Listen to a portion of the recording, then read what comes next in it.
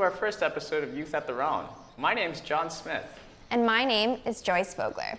We are so excited to be here at Regent Park TV representing the Royal Ontario Museum Youth Cabinet. The ROM Youth Cabinet is supported by the Kiowa Wind Memorial Indigenous Youth Intern and the Indigenous Advisory Council, combining an Indigenous framework with a for youth by youth philosophy to give them the tools to build leadership skills, explore their community, and tell their stories. This year, we are partnering with Regent Park Focus Youth Media Center to create a television series based on social justice issues identified by the ROM Youth Cabinet and how those issues connect to the ROM. This series will explore how museums engage with Toronto's broader communities, in particular, Toronto's youth, through identity and heritage. Yes. Through the ROM's Youth Cabinet, we have been able to create and collaborate with fellow young people to start a dialogue with each other. You know, I walked in to the ROM a couple weeks ago with some friends of mine who are participating in the Clutch and Nav program hosted by Kapisanan. And Joyce here is actually the manager of said program. Joyce, can you tell me a little bit about Kapisanan and what Clutch and Nav are? Absolutely. So Kapisanan is a youth-led charitable community organization. We basically create a safe space for Filipino youth to explore their heritage through the arts and use that as a vehicle, really. Would you like to tell us about this program you're in? Well, in this program, so I've been led to believe, we're going to have a art show at the end of the year, and then we also get paired up with mentors from the professional art community, Filipino mentors. So yeah, it's a really valuable thing. And then we also get to explore our identities as first generation, second generation Filipinos in this country. That's super sweet. So what was this workshop that you were doing at the ROM? So the purpose of this workshop, which I believe you facilitated actually, was meant to interrogate how our culture and our history is being presented to us at the Royal Ontario Museum. And then also, another part of the allure was that a Kalinga woman, a woman from the northern part of the Philippines who does tattooing and is like 99 years old or so, she was the poster child for the newest tattoo exhibit. So yeah, we went, I guess, based on that.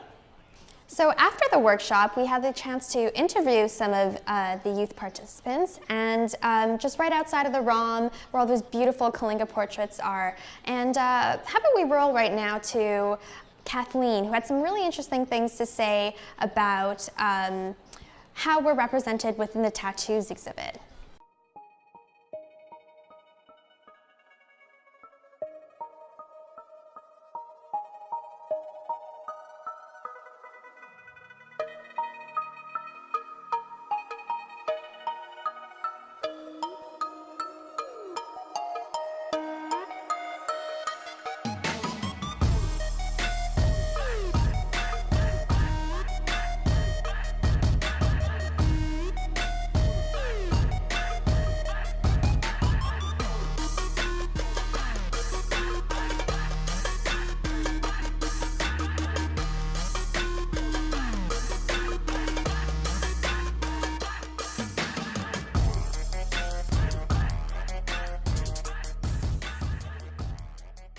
During the tattoo exhibit, I actually felt really uncomfortable because as the ROM represented, Wang Odd, there was a little picture and it was just very skeptical and just why is it like that?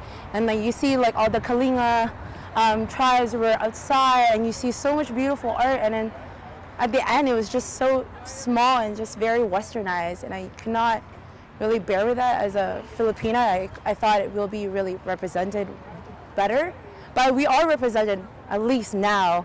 I'm not gonna say that it's not represented at all, but it's just, I wish that it represented us a bit more than like, kind of like the advertising is just very deceiving, and I could not, like I felt so, that stomach feeling, it just made me feel kind of guilty for them because it wasn't as represented as I thought it would be. You know, Kathleen's words, they just get me right here, like just the way they draw us into that exhibit with all these beautiful portraits of Wangod and the other Kalinga women, as you were saying, on the side of the street, you know, on Queens Park Boulevard. And what we're actually shown is just, you know, a very small portion. Like out of the entire exhibit, we have just like such a small section, right? And it's like, it plays with me a little bit in a very sick way almost. It plays on my emotions, on my heartstrings, it inflames my pride, and then it beats me down so slow and suddenly like that, you know what I'm saying? Do you remember what was in the exhibit? It was just a portrait of Wangod, and I believe a needle used to tap the tattoos, and another small portrait of like Kalinga revival that's going on. But there also wasn't very much description about that history and going in depth about the tattoos and the patterns depicted. Kathleen also mentioned how she thinks it's very important that we start to acknowledge our history as Filipinos, that, well, basically the culture, the indigenous cultures that existed before the Spanish came, and to not go in depth about our the patterns of the Kalinga tattoos and what they meant and how they were painted on warriors and strong women was a little disappointing, I think. Yeah, it was definitely a little bit disappointing. I think participant Hannah might have a little more to say about that. Why don't we give her a little... Sounds good. Yeah, let's take a look. In terms of the tattoo exhibition, I think, it was mentioned that the tattoo exhibit highlighted how these indigenous practices of tattooing still exist today. But I think there was a video with Wangod and how they interviewed her, and I think it was sort of like not really critically thought of, because a lot of what she said was that she translated from what she said was that she's a tattoo maker because she's poor, and these practices are traditional and they are a ritual and that they mean something more. But she's poor, and because of like the Japanese occupation that she talked about, and how she was also scared of the Filipino soldiers, it was a very isolated community of an indigenous community in the Philippines, where you can tell that the relations are so fraught and like complicated. So I don't know what to add to that. It would have been interesting to see the different kinds of patterns that Wangod tattoos, because they all mean different things. And yeah, like it was just her picture and like just like another picture of somebody who met Wangod. That was the extent of it. So like having her picture as the poster for the exhibit was a little bit misleading actually, because I was expecting something more. In terms of the video, I think it's a little bit outdated too, because they talk about how you can't get a tattoo unless you go through something, and actually like it's been more commercialized now, and I think that actually needs to be addressed, you know, like how the relationship of like poverty being part of like a marginalized tribe that was pushed to the mountains because of colonialism, like plays into it. Okay. Yeah. And the last question is, what do you guys think of this display of Kalinga women? I think you just talked about how do we invite people to come, because the museum is for us. And I think this display is welcoming to that. It does lack it inside, but it's like, hey, look, the Kalinga women from the Philippines, and especially for Filipinos. I think Filipinos like to point out where they are, even though we are kind of invisible, is that we're always like, oh, hey, look, this is a Filipino thing, and like we want to be a part of that. And I think that's an inviting kind of way to do that. Yeah. We'd love to see who they are though and what their stories are. Yeah, so it's not just portraits, it's who they are too. So, yeah. I'm mad proud about this display. Yeah. Oh, a bit more? Yeah. That's all I got. I don't know. How does it make you feel though? Why does it make you proud? Why does it make me proud? To be so visible, especially in like the heart of power almost downtown, like very colonizing institutions, like you have U of T here. Then you have the ROM here that acts as like a power authority on knowledge and ways of knowing. Then like, you know, just behind that, the music center, right, which tells us what type of music is like the right type of music to listen to. And then you have down there Queen's Park, where they just be making up, whatever bills and not actually doing anyways. Yeah, but yeah, to have our faces like presented here, like in such a white space, where there is a high traffic of at least people or power holders, is I think really cool and important. To get that in the consciousness, like, yeah.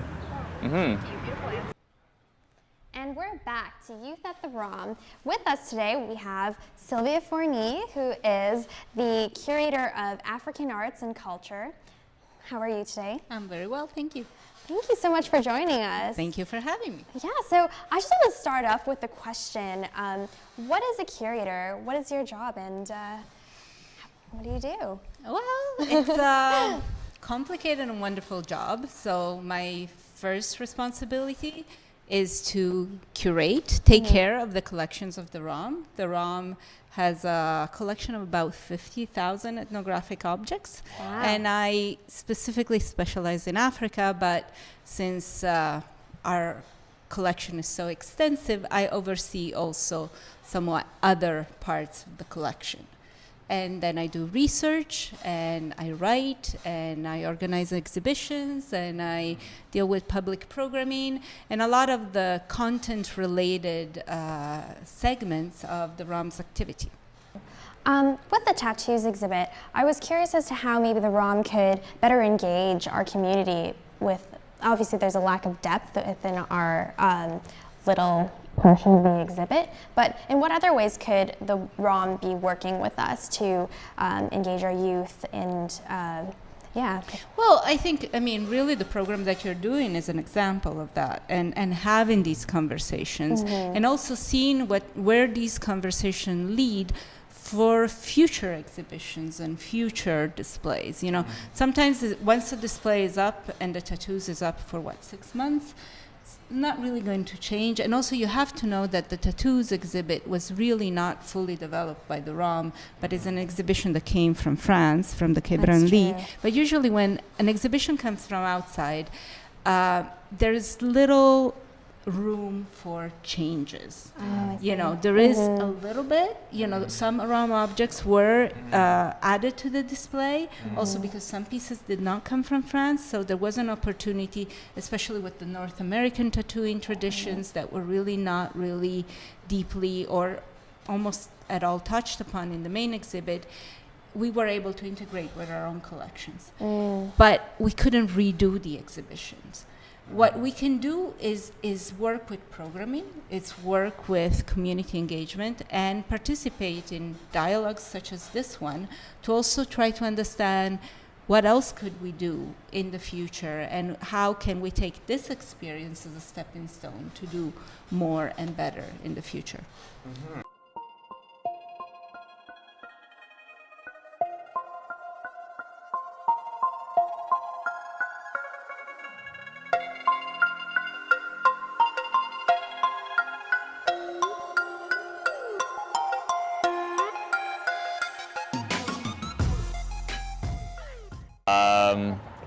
Yeah, just to touch on that, I guess like I did a little bit of walking around, and I looked at like say how the Polynesian box was put together and how it was presented, and they were given a nice description presenting positively the values, the lifestyles, like the philosophies and the way of life of those people, whereas that positive description was absent in for the Filipino box. And I do very underscore the word box there. But yeah, in that absence, it implies a lack of depth, and it implies a type of simplicity, right? Yeah. So in terms of the permanent collections, I feel like the Philippines is not aptly represented. I think that the collection does give like a homogenized view of like the Philippines, and it doesn't represent the cultural diversity that exists in 7,107 islands. I think also like the mythology that it presents to the viewer, especially one who's not familiar with Filipino culture, is that in that particular time period, it's like more primitive, like just showing the woven stuff. Whereas we have also like a very rich history with metallurgy and like other more sophisticated artwork. Yeah, and I think the way that like just that collection was, it was the history behind it, just how it was presented. It was focused less on the culture of it, but then they're rather for like St. Louis or something like that, the World Fair, which was unfair and really, and if you look at it in hindsight, like highlights that these things were taken or acquired in some weird way. Questionably acquired way. Yeah. And the fact that like the foundational basis for the information about the items were based on the St. Louis World Fair just kind of shows how inherently tied that collection is to the imperialistic and colonialistic history that like the occurred. West, that occurred and that kind of thing. Yeah. The first major international exhibition on the Philippines was organized as part of the 1904 World's Fair in St. Louis, Missouri, officially known as the Louisiana Purchase Exposition. At the end of the fair, artifacts from the Philippine exhibits were dispersed to museums or put up for sale. At the suggestion of Professor Ramsey Wright, the University of Toronto acquired a series of specimens illustrative of Philippine ethnology, which became part of the ROM's founding collections in 1910. That brings me to the point that Joyce was nudging me about earlier, which is a more general question. So as an anthropologist, knowing you are an anthropologist, and as a curator, when you are studying a people, when you are performing your ethnography, how do you maintain the integrity of your work and the integrity of the information you're getting across, right? Like, for example, we speak of there has to be a limit in terms of scope, right? We can't cover everything when we're doing a permanent exhibition.